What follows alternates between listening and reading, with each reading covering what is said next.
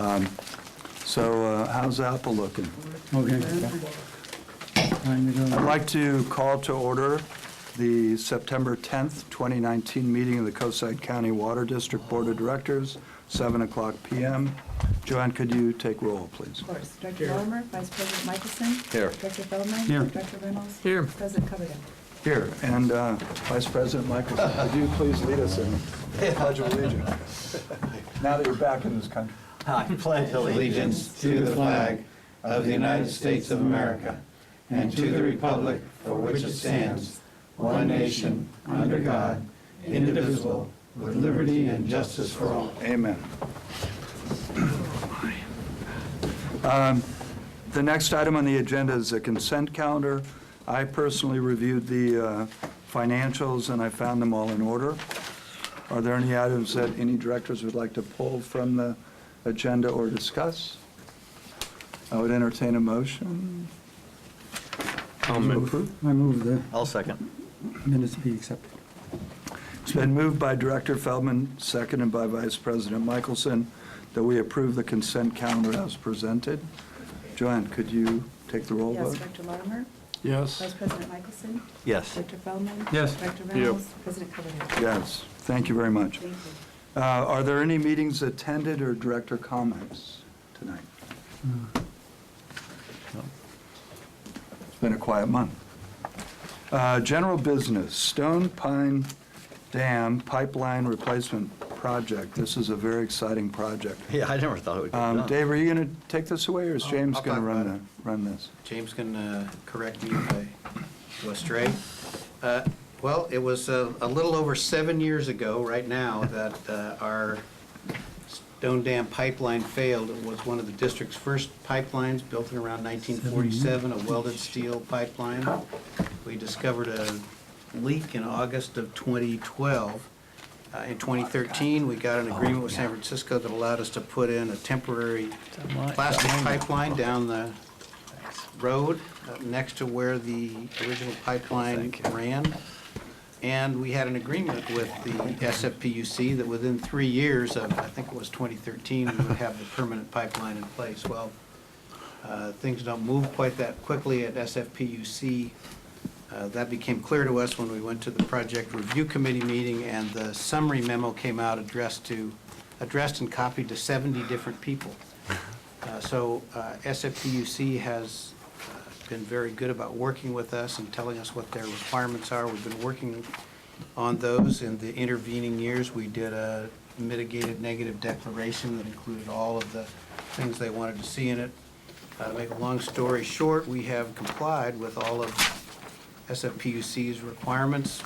We went over their final punch list this morning, and we think that we are finally going to be ready to do this project when the marbled muralets finish nesting on exactly September 15th. Actually, the contractor won't be in there till the beginning of October, probably.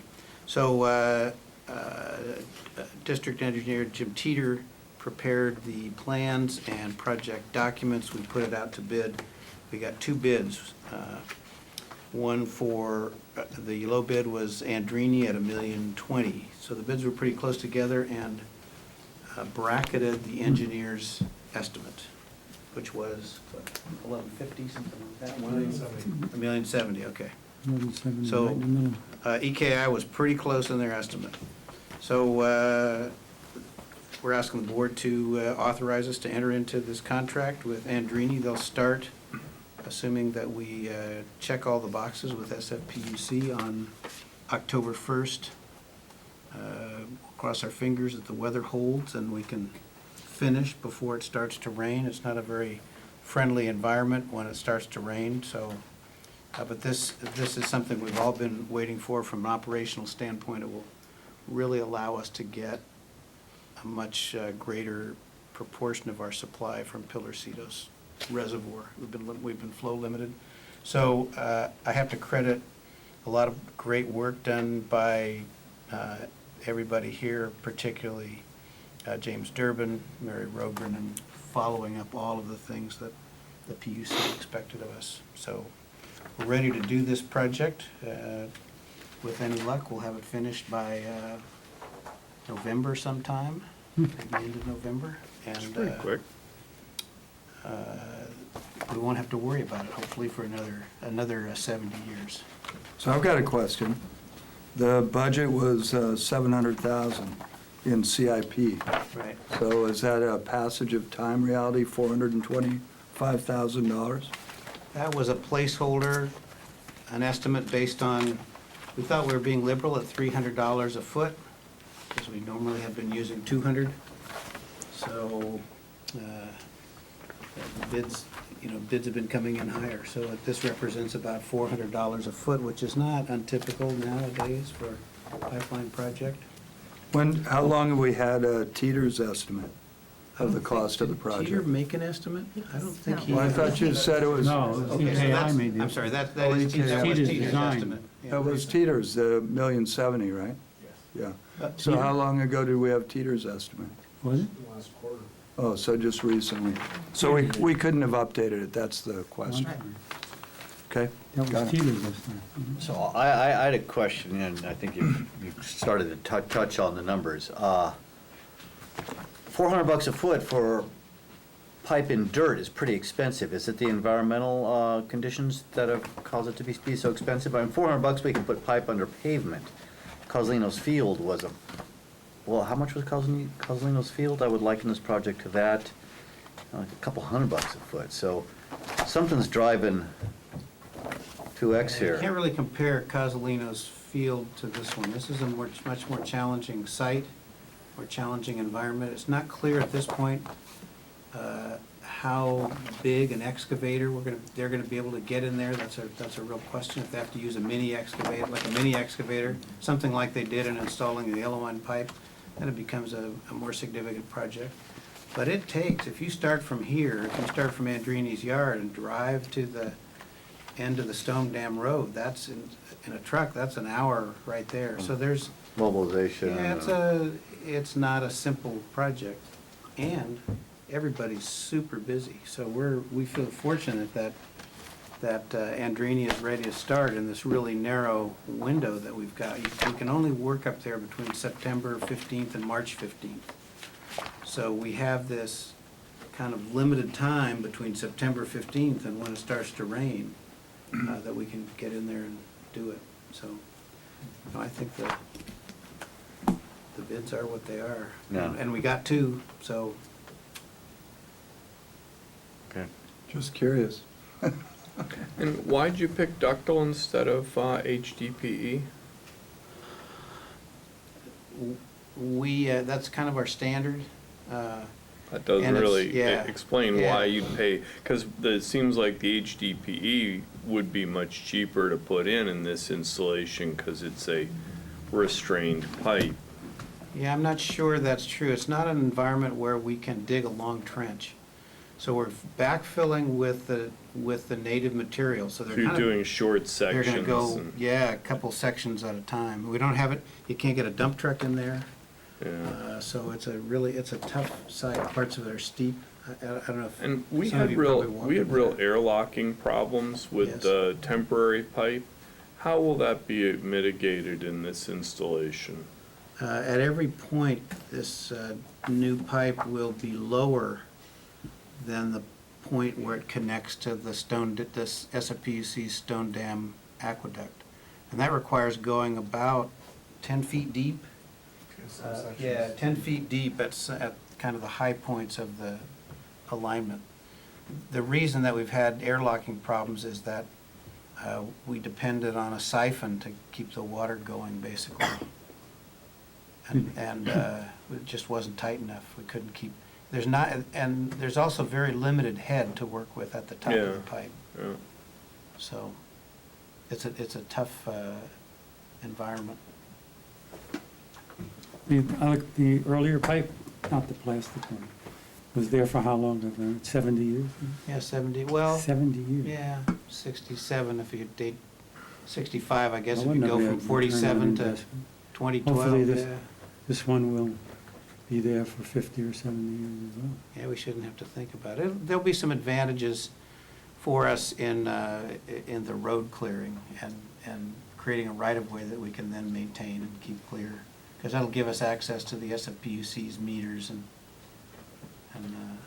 Well, we were running it lower than, we were running a lower delivery because of the plastic. yeah, we're limited, well, Well, because of the plastic, it isn't the diameter, it's Yes. more that we can't keep the pipe full of water. Right.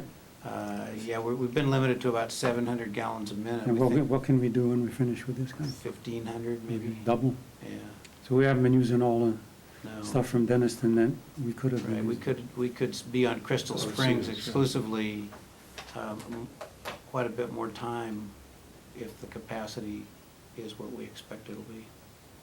Mhm. Yeah, that's good. Motions? Yeah, I'll make a motion. I'll second the motion. It's been moved by Vice President Michelson and seconded by Director Feldman that we authorize the general manager to enter into a contractual agreement with Andrini Brothers for $350 for the removal of the temporary plastic pipe currently positioned on top of an unpaved road and the installation of a permanent buried 12-inch ductile iron pipeline along the same alignment with new meter and fish screens. Joanne, could you Yes. take the roll? Director Larmer? Yes. Vice President Michelson? Yes. Director Feldman? Yes. Director Reynolds? Yep. President Coverdell? Yes. Could I ask one last question on that? The pipe they're going to remove, does that have value to us? Will we Sure. store that? Yes, We'll be saving that pipe? yes, Oh, good. We'll be Great saving news. it? yes. Yeah, Great For news. other, Yeah, good. Well, it would be useful, for instance, if we had a bypass part of the Highway 92 pipeline. So yes, it will store it and can make use of it in the future. so at the end of the day, this shows the positive relationship that we have with SFPUC in terms of coming to terms with what initially appeared to be a pretty complex and also difficult thing to try and get going with, because when it broke, it took a while to get that plastic thing in place, and then we were concerned about the final product. But it seems like they've been very cooperative, and we've had a good relationship and continue to work well with them. So I just think it's neat that we're in that kind of a relationship. Yes. So there were questions in this project about the materials being used and things of that sort. And I wonder if those questions wouldn't have been better served if we'd asked them when this bid went out rather than when we're deciding who won the bid. So I wonder and this is a quarter of what we expect to spend each year on capital improvement projects. So it's a significant project by any measure. Wouldn't it make more sense if we had seen the bid prior to it being released?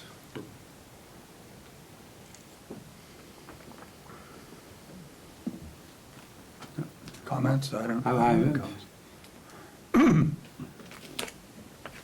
Albeit I profess to, have some technical capabilities, I'm not clear that I'm an expert enough to be able to necessarily get involved in figuring out the best way to design and engineer a project like this. So I'm not sure, even if I saw it in advance at the RFP stage, I would have had any more lucid stuff to offer. I mean, some people may, but I wouldn't. So I don't feel that not seeing it early on, at least I have in the past, makes it uncomfortable for me to look at what the final product is. I mean, I'm just saying my opinion. Can I respond to that? Yeah, sure. I mean, I think Sure. you're absolutely right. I mean, there's only one person on this board that I know of that has any technical background. And so, but I don't think that's the issue. I think the issue is that there are questions and they deserve answers, and those answers should be technical, and they should come from people who know the technology, not from us. I don't think our role is to judge the technology. Our role is to judge the decision to use a technology. And so the appropriate place to ask questions about things like the materials being used is before the request for proposals goes out, not after, when we're deciding who to award the project to. That's my opinion. And I don't think that should be certainly the case in every single project, but certainly significant ones. And something that's 25% of our CIP budget for 1 year is clearly significant.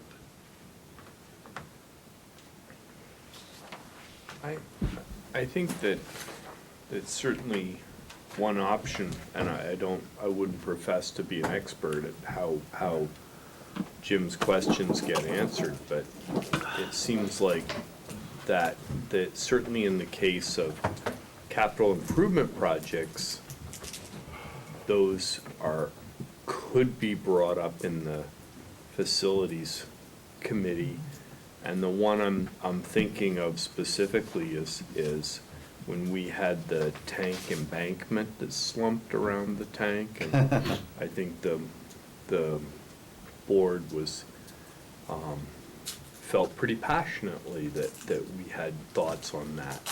And it seems like I for one could see a kind of a regular review of those capital improvements in the facilities committee, the same way I think you would want the finance committee to look at the budget before it hits the board, and the HR committee to look at, that stuff before it hits the board. So it seems like that's the appropriate place to have those. And I think if I remember correctly, I think that it's up to I think it's the president who gets to call when those committees meet, right? I think I have the ability to call that. Yeah. But you guys also have the ability to decide to go over the capital improvement budget or, those kinds of activities. And good news is you two are the ones that are on the committee. Oh, yeah, So it's really terrific. No, I do And, agree with that. But there might be a better avenue. Maybe there's an announcement or something that goes to the facilities committee saying, we're getting ready to address a large project. I mean, from my perspective, I think that's why we have EKI. So I would hope that EKI is vetting these projects with whoever the design engineer is, this time being Jim Teeter. Now, I don't know, and maybe we need to have more meetings with EKI and address those issues with EKI and say, when's the best time to ask these questions? Or are you asking these questions? Or how are you reviewing it? I mean, we've been very fortunate because Dave has a lot of experience, so we've relied on him for a long time, and maybe that's not the best process. I think that's what we can discuss. Do we think it's adequate? Our understanding or our ability to have input or ask questions about projects. And I know that you always ask questions when we discuss these projects, so I count on you as well because I know that you know. But I don't know if that's satisfactory or not. I mean, I'm not sure. No, I think Glenn's idea is a good one. I agree. Yeah, I think it would be, I'd be willing to, if we want to sort of say, okay, at the beginning of the middle of the month, we'll have a facilities committee meeting, and if there's very little of capital improvement, it'll be a 5-minute brief. If it's more comprehensive, we can run those questions and thoughts out at that time, and I think that's a pretty reasonable way to do it. I think it'd be great to have more active involvement. And I know that financial people would love to have, more input because maybe there's something that would be vetted in that group that would affect the budgets and, our need to borrow money or move money or whatever. So, and if it's a monthly idea, I'd be more than happy to assign you a monthly meeting, if that's the best that's protocol. what I kind of remember was the committees can be called by the president, and so that seems like a really reasonable way to do it. So I'd like for you to meet every month. Okay, And done. if it's halfway through the month, I think it's great. Yeah, done. Would we have the superintendent and the general manager and EKI? Because we will run up a bill with EKI. Yeah, this is starting to run into micromanaging Yeah, right. I was gonna and ask money Dave. here. This What's board Dave's? is No, no. charged with setting policy. And if anybody here is surprised that it's ductile iron, clearly they've never met Jim Teeter. I mean, I am not surprised that it's ductile iron. That's just what Teeter uses, that's still ground pipeline is. So why we're reinventing the wheel here and micromanaging and bringing in engineers that cost $300-400 an hour when we're here to set policy and we're not engineers. So I kind of want to put the brakes on this a little bit before we start having monthly meetings micromanaging staff. I was gonna ask So my Dave. recommendation, since we just started talking about this, is that we think about it and we agendize this as a discussion item for a future meeting. Sure. And that's what I think would be a good way to do it. We'll all have a chance to, rather than reacting to it, think about it, come up with what we think would be a good strategy. Yep. So that would be my encouragement. I was gonna ask the general manager what he thinks, if I may, Oh, sure. because and how often do we call the facilities committee meetings? I think they're twice every 6 months, something like that. Yeah, I would Quarterly or say, something? I mean, yeah, I'm just trying to- you know, I was on it for quarterly, CF something for- like that. It's really difficult to schedule a monthly meeting. Right. I look over at Joanne, I go, schedule a committee once a month. It's really difficult. I think that's right. And I don't think we have things to talk about once a month, really. It's less than that. We really try to convene the committees when we feel that something we need to take to the board needs more discussion, more. Right. But to get into the details, certainly we have, I think we've got really good answers for why ductile iron instead of plastic pipe. But, I kind of agree that that's not what we expect from the board.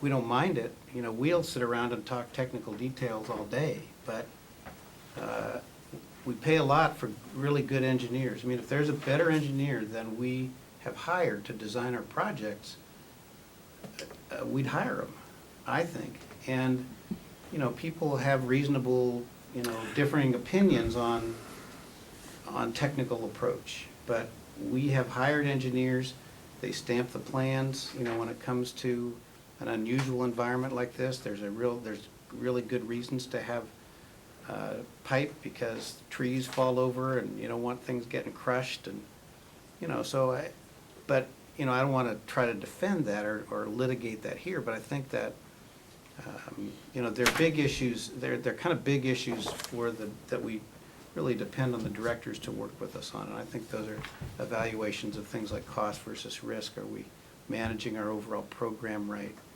But I don't think the directors have time, based on how difficult it is to schedule meetings, to really get into the technical details of projects before they go out to bid. But that's just my opinion, and you're talking to a guy who's only got one meeting to go. Ken, I'd actually come back that my take on this is very different. That if it's the finance committee or the district facilities committee, the committee's role is not to engineer or to whip out a calculator and recrunch the numbers. It's to ask the questions that they don't understand of the material presented in that facilities committee, where there's enough time that staff can then prepare those answers. And it may not change the outcome at all, but the current format throws a proposal in front of us, and we're left with two options. Kill it, delay the project, and in this case, it would push back a year because the time construction zone is too short. Or we approve it without understanding what we're approving because we had questions that staff wasn't prepared to answer. And I think that Chris's question of why this job is going to cost $400 a foot for an unpaved dirt construction that doesn't even have to have 97% compaction on the refill is a really good one. And I think that if that had been asked 2 weeks ago, you could have photos of what this canyon looks like and say, look, this is a much narrower. I, for one, haven't walked this pipe. I don't know how ugly it is up there. No, To me, it comes across as a dirt road. No, that it's the- pretty ugly up there. We took a walk I don't up care. I haven't seen it. So I have questions about why this is. And I think that then being forced to make a vote that delays it or not, because staff didn't know that I don't know how ugly that road is, doesn't serve any of us very well at all. And it wouldn't take very much to educate us to answer those questions so that we could then vote with more information. And I think that's what the value of having a committee meeting earlier, so that we can then pose that. It's not about picking the material or the color. Yes. So, to add to that a little bit, we don't have proposals, we don't put out RFPs frequently. A lot of projects don't even require that, we can just go if they're small. This is not a small project, it's a big one. I don't think these happen monthly. This is a $1 million project. So when a large project like this happens, I don't think it's unreasonable to have the facilities committee, if that's how you want to do it, or have the board, if that's how you want to do it, look at that proposal before it goes out to bid. Because if there are questions, that's the time to ask them. And it's not going to happen monthly. That's the one thing Glenn said earlier that I had a little taken back by.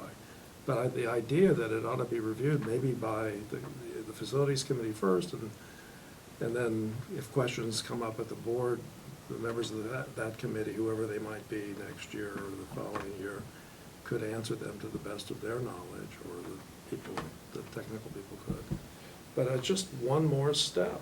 And, and I think, Chris's question was a good one. It's a factor of two. We're not talking small change here.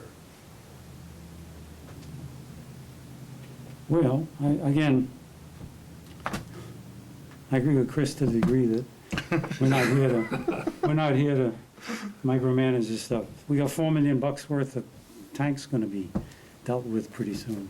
And I certainly wouldn't want to be having a meet about whether or not the way they're going to do these tanks meets my spec or my sense of proportion here. I think the capital committee should meet, the facilities committee, perhaps twice a quarter, or maybe once a quarter, I'm sorry. Go over the key things that may be coming down the road, and a lot of these things get delayed. And look over what's on the table and ask the questions, which both Glenn and I did when we were on the facilities committee, by the way. We'd go over every project and ask, and he would ask those questions, actually. So they weren't left in the dark. We knew some of this was coming, some of this was gonna happen. We know how much it cost, and the questions are, why so much? And is this the right way to handle it?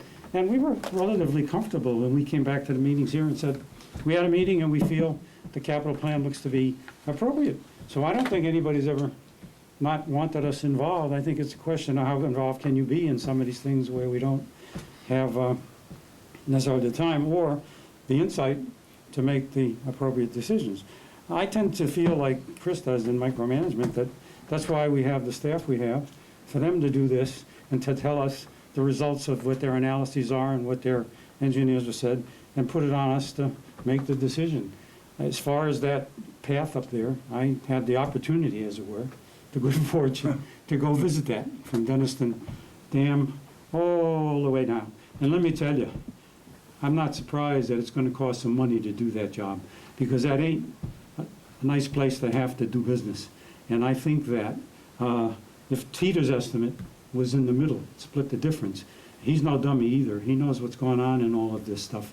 Then I feel very comfortable that they're on the right track here, and there probably is not much way to beat that number.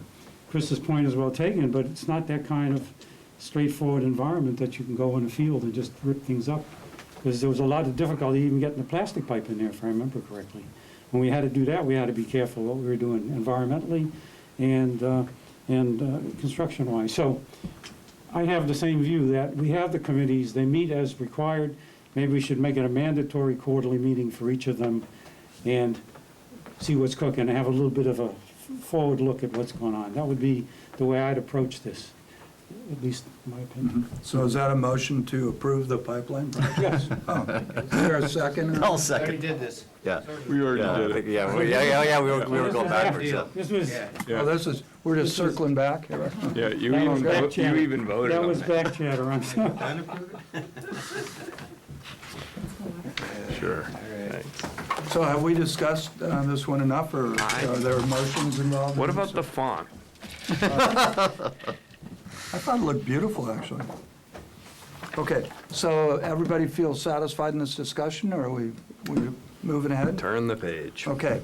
Our second item on on general business is the notice of emergency replacement, lowering of potable water services in El Granada. James, could you take it away? And I thought this was about the dog guy, by the way. No, I know, I understand. much more easy to understand. This is informational item. The county was doing a road project in El Granada, as it's described here, where they were going to be grinding and concrete treating the base underneath the road and essentially lowering the elevation of the road. They never really, late in the game, they decided on what the elevation of the road would be. Once they potholed the services, they realized that their grinding machine would be essentially going over portions of our services. Even if they weren't hitting the services, we wouldn't want them that shallow in the roadway anyways. So per section F.2 of Resolution 2016-09, General Manager waiving emergencies and waivers, to waive the procedural requirements. The field conditions dictated that we needed to jump on this right away and have Andrini or another contractor install the services. So we got a bid from Granite that was already out there. They bid it out at $2,700 for labor. We provide the parts so we don't get hit for the markup on the parts and materials. And we went ahead and had Andrini do it. We asked the county if they could handle it with their contingency, but their contingency has been eaten up, so there wasn't an opportunity to reimburse them and go to the board and get this approved. So we had to jump on this right away. And Andrini is now done, and we are out of harm's way. So the total impact fiscally was $43,200 for 16 potable services and $12,000 in parts. So we're informing you that General Manager made this decision to protect our infrastructure. If you have any questions, I'm here at your convenience. And I'd just add that we were, in parsing the language of this resolution, we were looking at significant impact to district facilities. Had they run their concrete-treated base machine down the street, it would have torn up all our services. The alternative would have been to just say, we gotta wait 3 weeks, and then we would have been paying for Granite to go off the job for 3 weeks and come back and remobilize, and then we'd be paying the same thing to move the services. So we felt that this was something essential. The challenges of coordinating our programs with the county have been significant. Yeah, that's where you're where I reading my was mind going. right That's what now. I read out of Me this. too. We tried, and this is something we're even talking about today. I think we need to find a better way to work with the county, because not only do we have issues like this, but they are coming up with what we think are really pretty unreasonable requirements, they seem arbitrary to us. And so we, after 70 years of digging up the county streets with no problems, they want things like, they added $20,000 to our Ferdinand Avenue project by requiring compaction tests every 50 feet of trench. And that's a whole new, we'd never seen that before. B&G must have been on the job. Yeah, we'd never seen that before. They came up with, These are for real example, on the Ferdinand project, they said, well, you have to submit your plans to PG&E and get their approval. I don't know if anybody has ever tried to work with PG&E, but 2 years. they 2 just years. don't do that. Yeah. Yeah, literally, it could take 2 years. Yeah. And we went to PG&E and they said, what? We don't do that. And so the county's saying, well, you can't have an encroachment permit till you get the okay from PG&E. And PG&E saying, we never heard of it. So, we have this ongoing challenge of working with the county. Fortunately, it's mostly falls on James. But it's something we're kind of strategizing about, how do we, how can we more reasonably work with these folks? Anyway, so Can this we was- turn off their this- water? This was an instance of, oh, whoops, they've got a contractor out there with the machine idling, and our services are too shallow. Mhm. It seems like there's two things that you're bringing up here. One is the overregulation. Yeah, I don't know what to do about that. It's Welcome to California. Yeah. But the other thing is, there was a design issue here too, right? I mean, they lowered the street. That's how I read that. I mean, the services were appropriate before they went in and decided to lower the level of the street. Why They can did do that. They can do that? They can do that, sure. It's a drainage reality, I'm sure. The highest purpose of that, right-of-way is to be a public street. Mm-hmm. And we go into a non-exclusive shared easement and it's their street and they have the highest priority in making it a street. So if their purpose of making it a street requires that we move our infrastructure, then that's what we have to do. And that's- And it's our that's the law. responsibility. Yeah, I mean, we have the As a right to condition be in of- a street, but the owner of the street, in this case, And the we county, have to, has the right we have to pay to move our set infrastructure. forth the They conditions, don't which we can, and they have can. any They can obligation change the to conditions after the remunerate fact, us for that. Yeah. and there's no liability Okay, no. associated And with we that? commonly do this. I mean, Okay, we just spend, that, that's- yeah, I mean, on there's some exceptions, but Interesting. on pretty much every county paving project and every city paving project, we pay to say, change, to reset our valve cans or, Mhm. to move anything out of the way that needs to be moved. When we reset our service, lower, Yes. some number of inches, and we tap that back into the customer's line, Yes, right? They don't pay right. for that. The customer has no No, obligation. we own everything up to the No, that's fine, meter. but we have to build it back into there, okay. Right. So it's it's interesting. Oh, well. Is it worth writing them a letter? The county? Jim Porter copying the Board of Sure. Supervisors? Oh, yeah.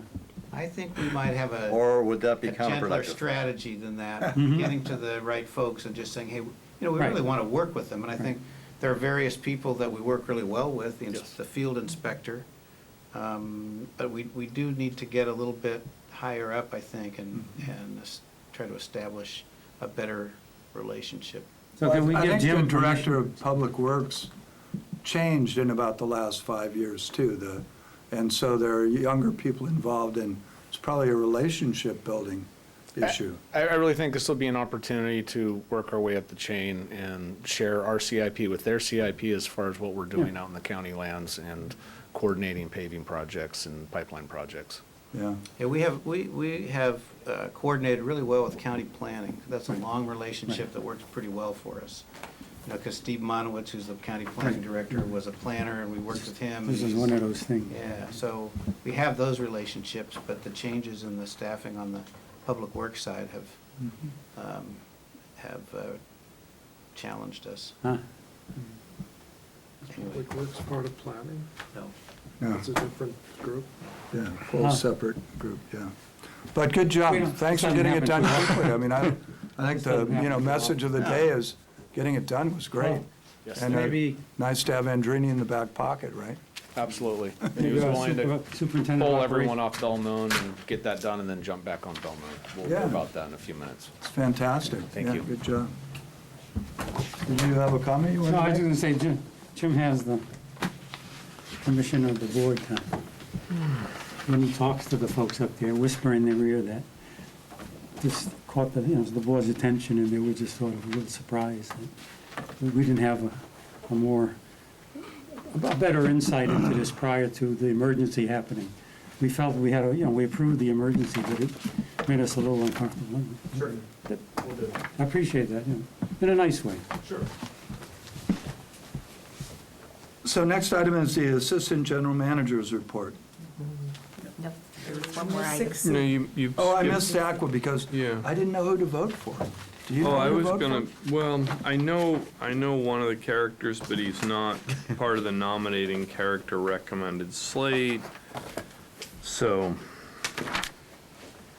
So after extensive research and legal consultation, as well as calls to Aqua, we learned that you can basically do whatever you want here. You can, Right.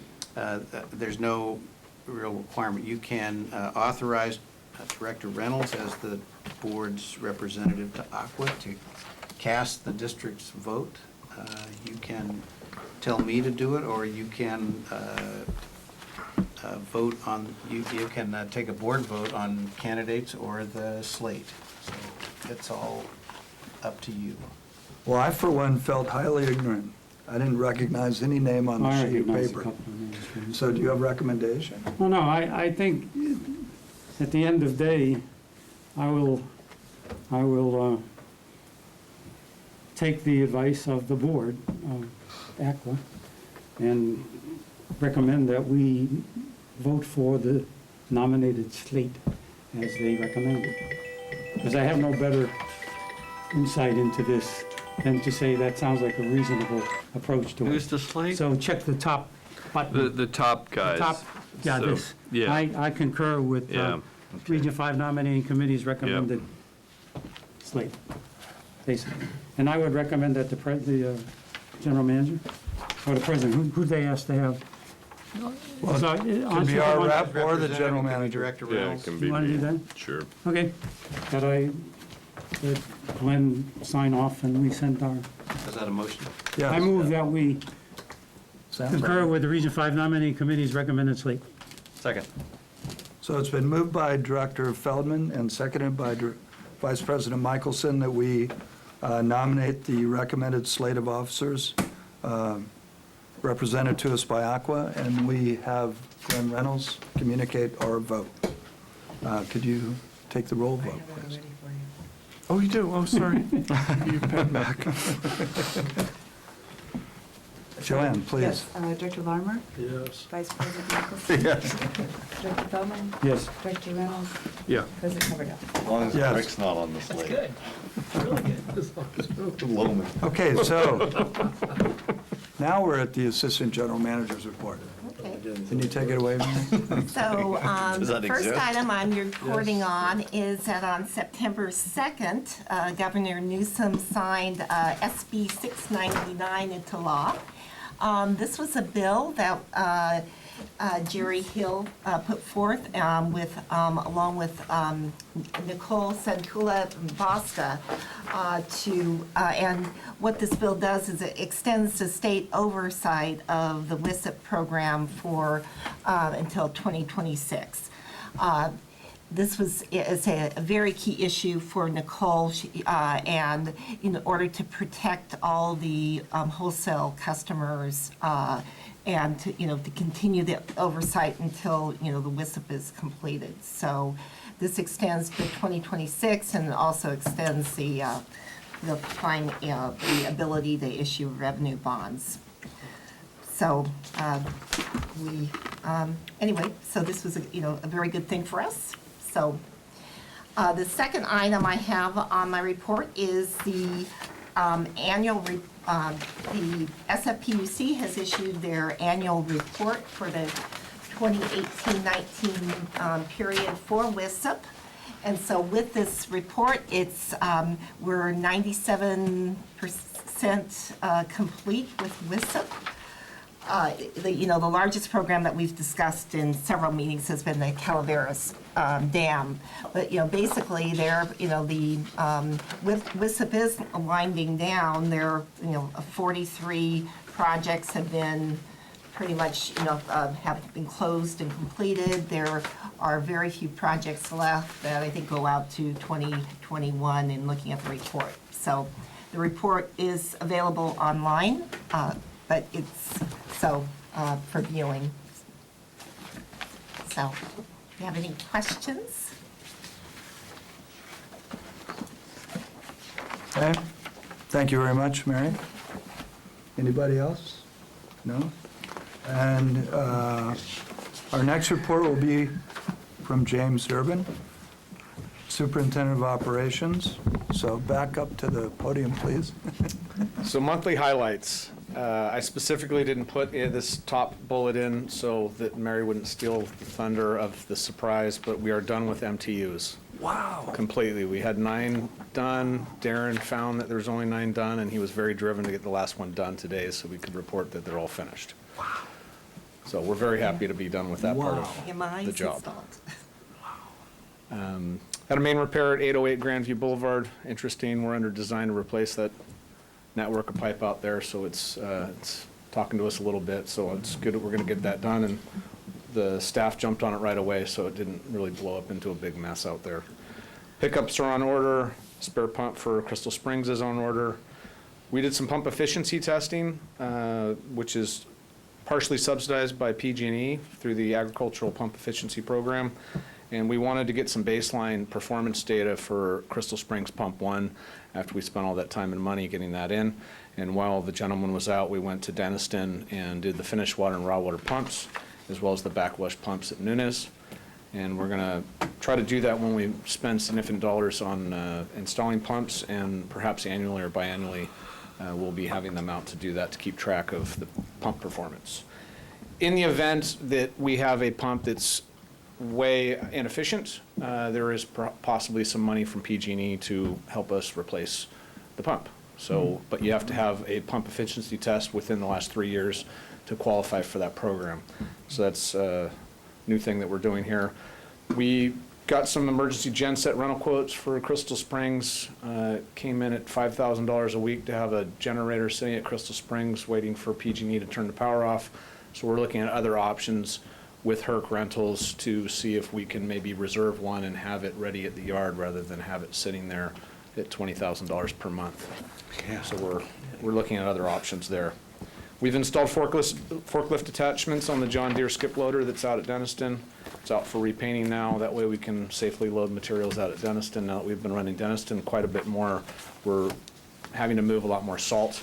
So this is a safety issue that we've come up with a solution. Treatment staff built a shed for the salt out at Denniston so that we're not hauling it by hand all the time.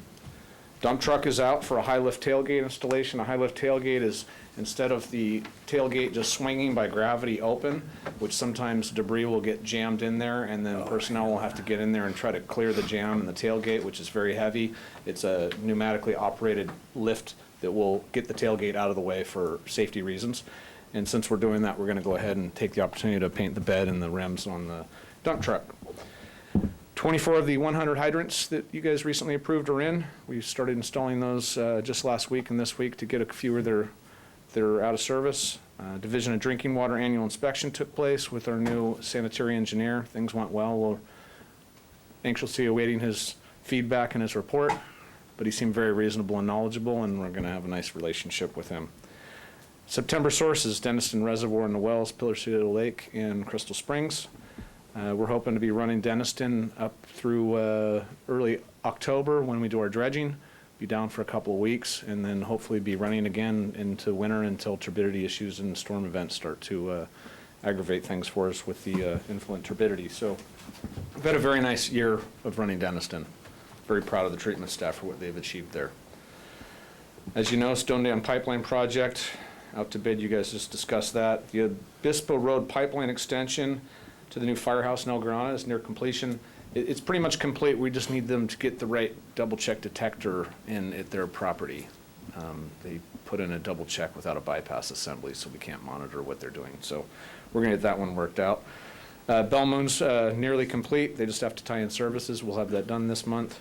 Casa del Mar PRV project. More good news. Just today, we got the Caltrans encroachment permit variance to not encase the pipe and just go 6 inches deeper. I think the only caveat they threw in there is they'd like cathodic protection on the pipeline, so we'll figure out what their idea of cathodic protection is for that pipeline. Ferdinand Pipeline Project will be done at the end of the month. We're getting lots done. If you have any questions, I'm here for you. Wow. It's great. Great to hear all those things Yeah. being accomplished. It's fantastic. Good job. Jim didn't mention, because it's this month, I guess, right, that you did the work in Ocean County. We had 2 visits from Monster Truck last week in Ocean County. I don't know, they come around looking for me all the time. Jim's crew is out there on Spyglass Lane, Yes. repairing a blown valve on a major part of the line, and these guys have been out there, I guess, from early in the morning, probably 5:36. 3:30 a.m. is when 2:30 Dustin a.m. they showed got up. the report. And I had it pretty well taped by 10:30. It was being filled in and everything. They did a great job. They had the water back way sooner than they had planned. And So I got to meet them, and the monster truck came back, I guess, on Friday and put in a hydrant down the street that had been out of service for some time. So that truck's paying off. I mean, it's making its bones, no question about it. And that was an older style valve, and luckily John Davis had one out in the yard. So his contributions are still helping us out. And Darren came out and found out that he could just pop the bonnet off that and reinstall it in the valve there so we could get the water back on So quickly. there's always excitement around.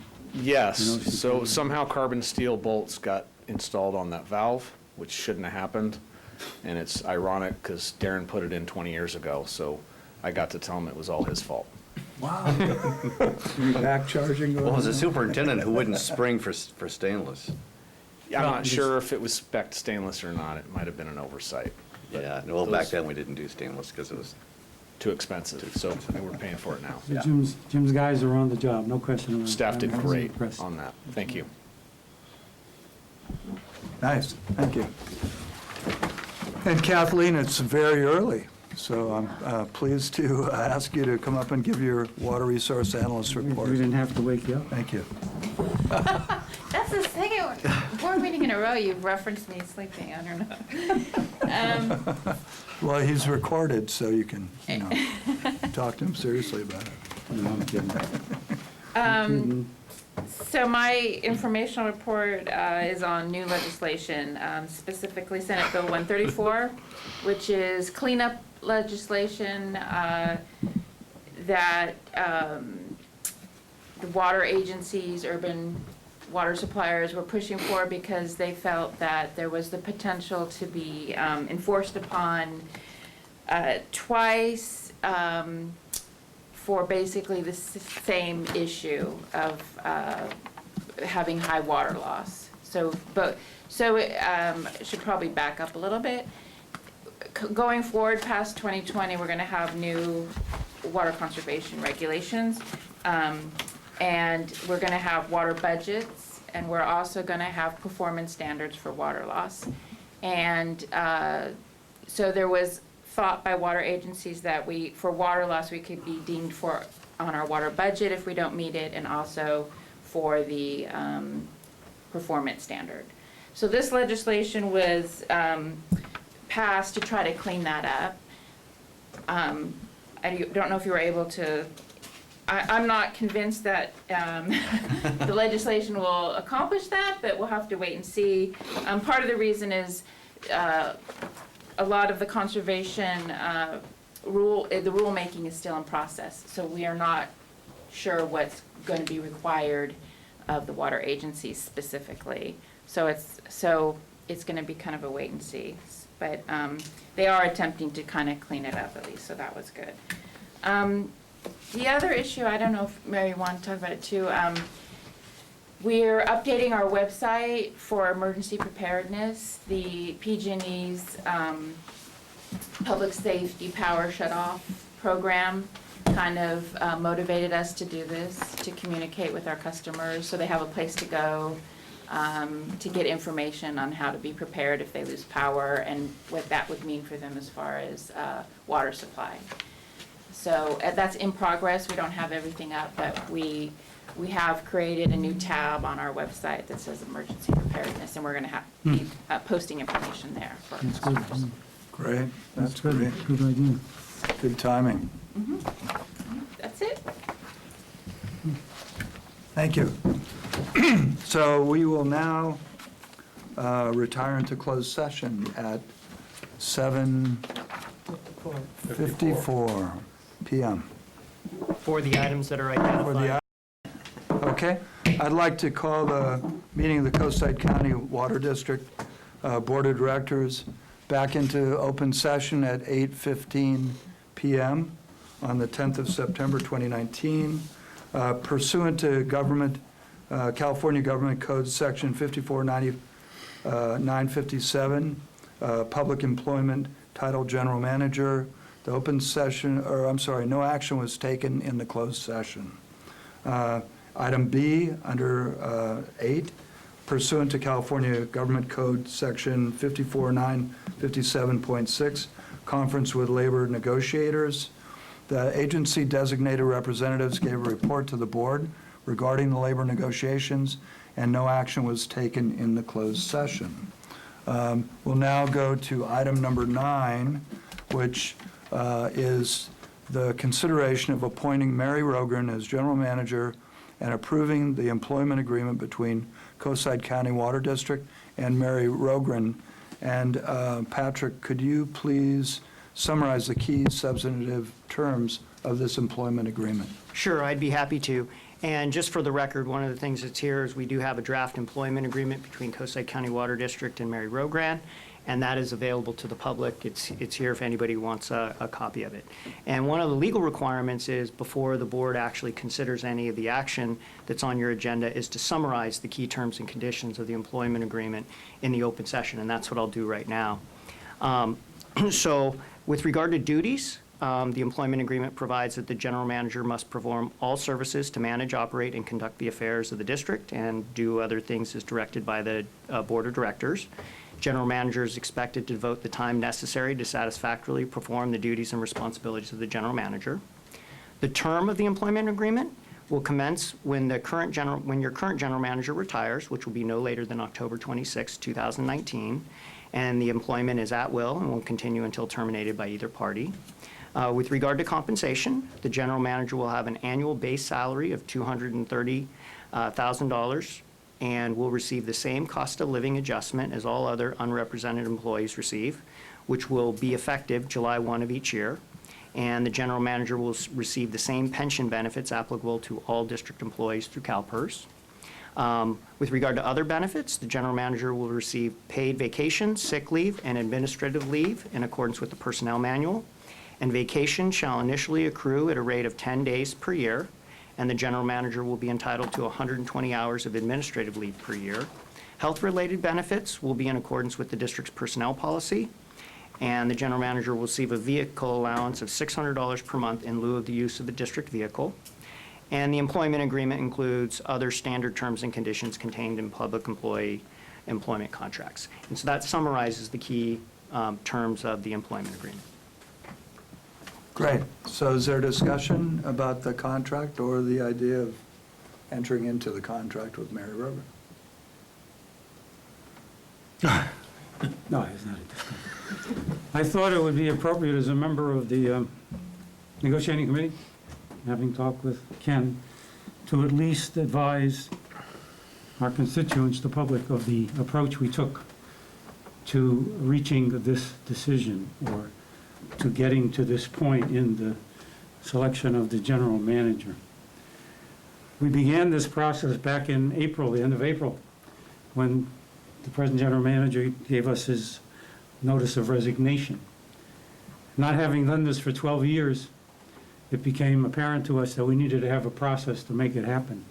So the first thing we did was to select a recruitment operation, Koff Associates, who had done previous recruitment here for the assistant general manager and for superintendent of operations, to assist us in defining a program and a process and a time frame in which we could make this happen.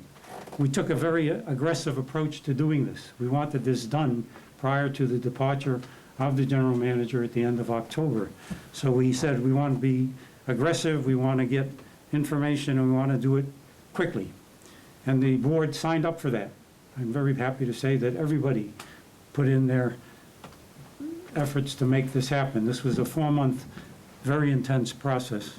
We asked for a look at the universe of options.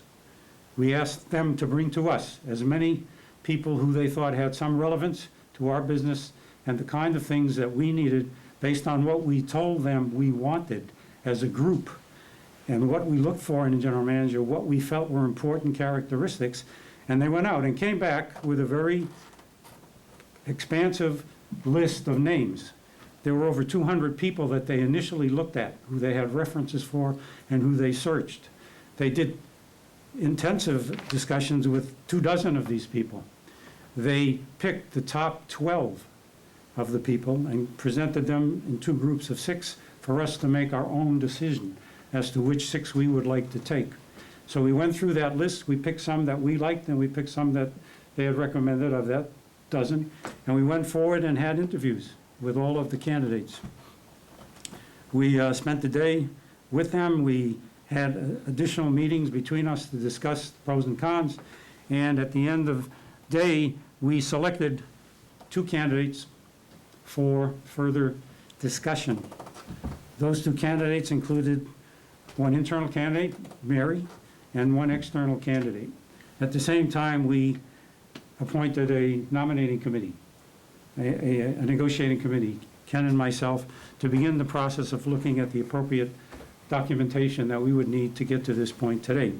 We then had senior staff interview the 2 top candidates, present their input, and from that point, we also met with the candidates again, the negotiating committee, and came to the final decision that we would move forward with our top candidate after a discussion with the board, an extensive discussion with the board on all the pros and cons of both. At this point, we selected Mary and went forward with the process of putting together the employment agreement, which you've heard about tonight. And so, what I wanted to make clear to everybody who may look in on this is that this was a major effort. We did an extensive view. We found the very best candidate of all that we talked to, and the reason was we felt an intensity of desire to want this position, knowledge of the business, and our knowledge of the individual, her knowledge of the other people in the business, and her enthusiasm, her intelligence, her kinds of things she's done in her background, and the impression that I had, and this again comes from me, that she would not only hold and keep us moving forward, but she would take us to the next level in what we wanted to do and be as the Coastside County Water District. So I think I'm just trying to give you an idea and a summary of what went on to get here. So I'm all for this. I'm enthusiastic. I'm very happy to have the opportunity to say yes for this nomination, and that was just where I was at. Thank you. Well, I think it was an interesting process. We had 4 very good candidates and 2 extraordinarily good candidates. It was really an unusual choice we had to make. It was a difficult choice, but I can say from my point of view that I'm 100% behind the choice that we'll make tonight collectively. I think, Mary, you're going to be great in this job. But I want you to know that we're not hiring you for 2 jobs, not from my perspective. We're hiring you for 1. And I think that a lot of what I've seen in the district when I came back after a 10-year gap of not being on this board is due to you in your former role. And I hope that role does not diminish now because you're stepping into a different chair. I think this is a great opportunity. It was an extremely difficult choice because we had 2 really terrific candidates, but I'm 100% behind this choice.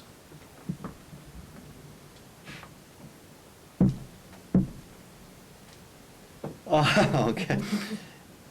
Well, definitely seen some changes here over the time that I've been on this board. At risk of repeating myself, I will. I won't do it again, but when I was first elected, it was the 19th century around here. Dave brought us into the 21st century, and I think Mary will lead us into the next century of technology and just a really modern, transparent water district doing the work that our customers expect of us.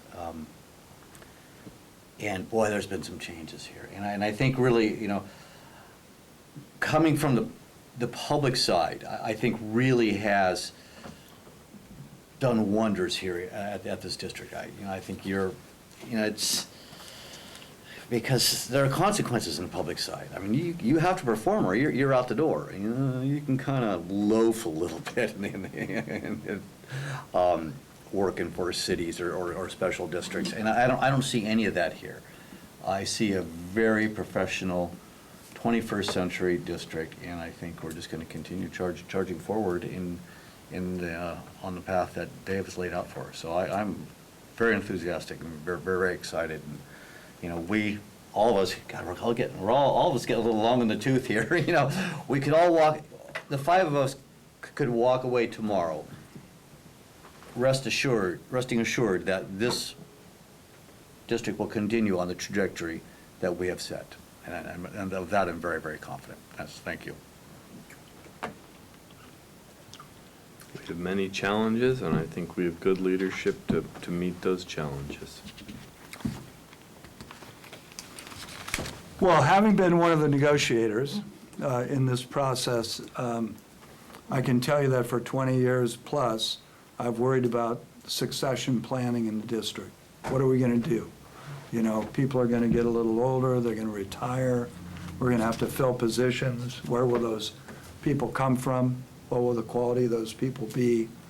And I think that what I've seen in the last few years has been really exciting, because I think that there's a real continuity. I think that the staff seems to be cohesive, working hard together, really trying to take new approaches, new information, new techniques and new styles in billing and, you know, the advanced or the automatic meter reading program, things like this. I've just have seen a lot of changes that I think I was a foot dragger on.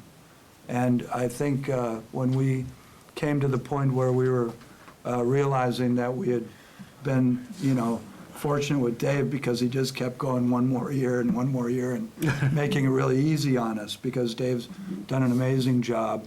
You know, there was a fear for me of like, there's going to be a transition. What are we going to do? Where are we going to find a person? You know, where did Dave come from? And Dave was outside, and I, for one, felt really strongly that we needed to look at all the options. And when I saw the number of people that had the potential to interview, I was kind of blown away. You know, I was sort of afraid it was just like a social networking where people are just answering LinkedIn, or they're just out shopping around to make a move in the world. And what happened for me that was amazing is we ended up seeing some candidates that were pretty incredible. But I think what was interesting, and the most interesting part to me, is there are lots of ways to evaluate people. One way is to interview a person. One way is to have a person make a written response, or fill out an application, or provide here's my history, here's what I've done with my life, here's my resume. But I don't know how you put value on interpersonal connection. But for me, what turned my mind was the enthusiasm that Mary brought to the interview process. And it just turned my mind around. It was like, oh, look, maybe this would be a real way to, go one more step in the district.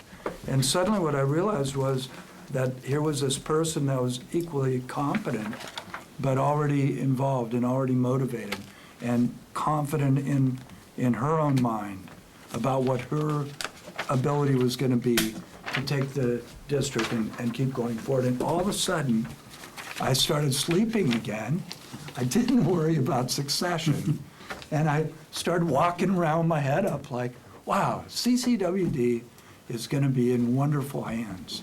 And that's how I feel, 100%. It's not, it was just like an epiphany. It was like, oh, thank you, God. This is a blessing in disguise. And so I just can't tell you how enthusiastic I am about your stepping into this position. But I don't think it's stepping in. I think you're going to build your position as general manager. And that's what I welcome you to do, is to build your vision. Because I think you have an incredible amount of vision that we haven't really gotten to share, because you've been in a supportive position in the district.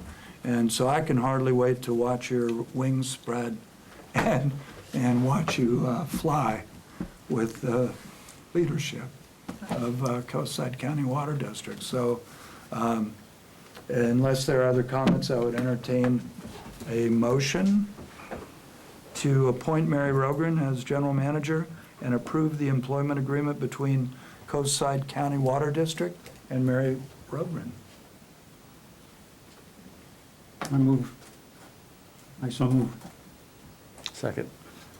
It's been moved by Director Feldman and seconded by Vice President Michelson that we appoint Mary Rogren as General Manager of Coastside County Water District, and that we approve the employment agreement which has been provided for anybody interested in looking at it, between the Coastside County Water District and Mary Rogren. And I would just like to welcome you in your new position at Coastside County. And Would you like a roll call vote on yeah, that? Director You like a vote? Barber? Yes, and congratulations, Mary. Vice President Yes, Mickelson? thank you. Director Feldman? Yes. Director Reynolds? Yes. President Coverdell? enthusiastically. Excellent, thank you. Congratulations. Well, thank you so much. You know, can I say something? You can say as much as you Okay. want. So, I mean, the role of, general manager for the Coastside County Water District is a huge responsibility, and it's one, I really take very seriously. So, I really want to thank you for, your confidence in me and the opportunity for me to demonstrate my skills and capabilities and passion for the district and, for my role. So, I'm really excited about working for the board. I think all of you are just so committed and dedicated, and you really, take the district and all the issues and everything at heart. And that's one of the things why, I really want to work here, is that I really feel I have a, such a, great board to work with. I look forward to working with you now in my role as general manager versus being a support person. So, thank you. And I also want to thank Dave for hiring me, almost 5 years ago, and mentoring me over, over the years. I will hope to continue his legacy, but again, create my own legacy and really take the district to the next level, and what you want me to do. And I also want to thank all the employees. I'm so grateful of your support and your faith in me in doing this role. And so, I'm excited. So, for October 26th. Me too. Okay. Fantastic. So I think one of the biggest tasks that we've had set before us in a long time has been accomplished, and I just think it's worth celebrating in some real way. But thank you, everybody. Are there director items to add to the agenda, or other issues to be raised for our next meeting? Requests for future board meetings? I got a request of a. No, I don't- When's our next I don't meeting? request. We The changed it. 15th. Yeah, 'cause we changed it. October 15th, Yeah, it's been okay. moved 1 Yeah, week. yeah. Right. So I'd like to Did adjourn. we have to Yeah. put that on? What? We already took that. No, we took that back Yeah. in May. Yeah, I was just. We already made that. I thought that was the case. I Yeah, just wanted but to just confirm. remembering, it's going to be the 15th, not the 8th. Yes, I got it on my calendar. No, we made that decision. So hearing none, I'd like to adjourn the Right. meeting Coastside County Just a Water District reminder. Board of Directors at 8:36 PM. Okay. Wow, that's like